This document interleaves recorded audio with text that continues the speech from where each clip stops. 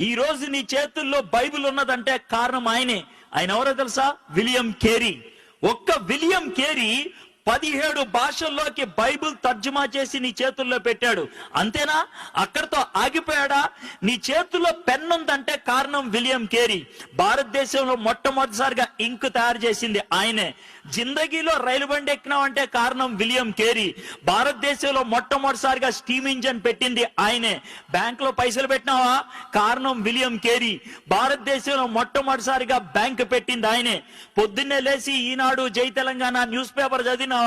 Thanks చెప్పాలి William కేరీకి. భారతదేశంలో తొలిసారిగా భారతీయ భాషలో న్యూస్ పేపర్ ముద్రించింది ఆయనే. ఆడపిల్లలు కాలేజీకి పోతున్నారా? థ్యాంక్స్ చెప్పాల్సింది విలియం కేరీకి. భారతదేశంలో ఆడవాళ్ళ కోసం మొదటిసారిగా కాలేజీ పెట్టింది ఆయనే.